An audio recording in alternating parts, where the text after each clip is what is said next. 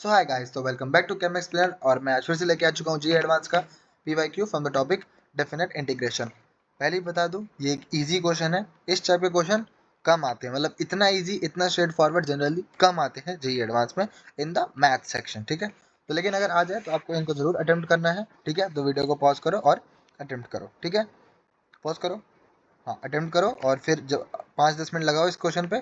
ठीक है, और फिर करो। ठीक है, तो क्वेश्चन क्या है, if alpha is equal to integration from 0 to 1 e to the power 9x plus 3 tan inverse x 12f plus 9x square dx where tan inverse takes only principal values the value of इतना। ठीक है, तो यहाँ से मुझे clear cut दिख रहा है कि अगर मैं 9x plus 3 tan inverse x को t मान लूँ, 3 tan इनवर्स x को अगर मैं t मान लूँ, ठीक है, इसको मैंने t माना इक्वल टू t, तो मुझे दिख रहा है क्या बनेगा ये 9 प्लस 3/1 9। ठीक है, दिखाई देता हूँ 9 प्लस, शायद आपको भी दिख गया होगा। ठीक है, इंटीग्रेशन में होना चाहिए, आपको चमकना चाहिए, और ये तो आपको एकदम क्लियर कट दिख रहा है 1 प्लस एक्स स्क्वायर। तो क्या बन जाएगा 9 प्लस 9x² प्लस 3 यानी कि 12 plus 9x² by 1 plus X square D X. और ये जो पूरा टर्म है, जो जो भी मैंने आपको बताया, बाय 1 प्लस यहाँ पे भी एक्स स्क्वायर है D X equal to D T. तो कुल मिला के क्या बन गया e to the power t dt। ठीक है, अब इसी तरह से हमको लिमिट्स भी सब्स्टिट्यूट करनी है, तो x को 1 डाल दो।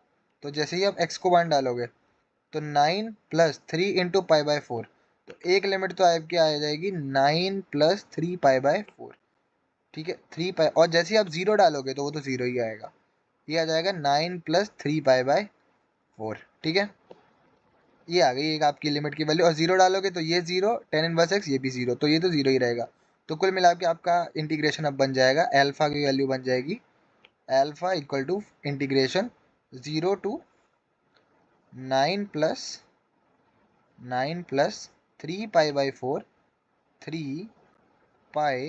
ठीक है, वैसे मुझे लिखने में दिक्कत हो रही है, वैसे क्वेश्चन बहुत आसान है। ठीक है, e to the power t, क्योंकि मैंने इसको t माना है और इसको मैंने लिख लिया है dt, फिर पूरी वैल्यू मेरी dt की इक्वल हो गई है। तो आपको पता है integration of e to the power t ही रहता है, तो ये e to the power t ही आएगा। ठीक है, तो e to the power upper limit minus lower limit, तो ये आपका बन जाएगा e to the power 9 plus 3/4। मैं इसलिए अभी एलसीएम नहीं ले रहा हूँ क्योंकि मुझे सॉल्विंग टाइम पे 3/4 दिख रहा है, जिसकी मुझे वैल्यू पूछी है ये वाली, तो मैं इसलिए अभी इसको अलग नहीं कर रहा हूँ। ठीक है, minus e to the power 0 ये 1 हो जाएगा।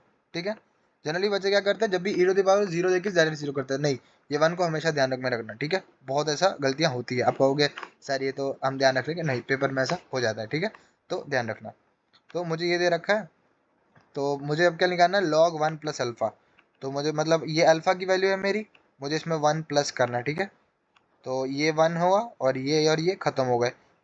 एलन ले रखा है क्योंकि बेस ई है, तो ये और ये खत्म, तो ये अब क्या आ जाएगा 9 प्लस 3/4 डायरेक्ट आ जाएगा। ठीक है, तो log 1 प्लस अल्फा की वैल्यू आ गई 9 प्लस 3/4, और फिर लास्ट में क्या है माइनस 3/4, तो ये इसके साथ खत्म हो जाएगा, आपका फाइनल आंसर क्या आ जाएगा 9। ठीक है, काफ़ी स्ट्रेट फॉरवर्ड क्वेश्चन था, जनरली ऐसे क्वेश्चन कम देखने को मिलते हैं एडवांस में, लेकिन काफ़ी स्ट्रेट फॉरवर्ड क्वेश्चन था ये। ठीक है, तो कमेंट्स में मुझे बताएं आपका आंसर आया कि नहीं, और कमेंट्स में और भी क्वेश्चन बताएं जो आप चाहते हो कि मैं आगे आके एक्सप्लेन करूं। ठीक है, तो best of luck for your coming exams.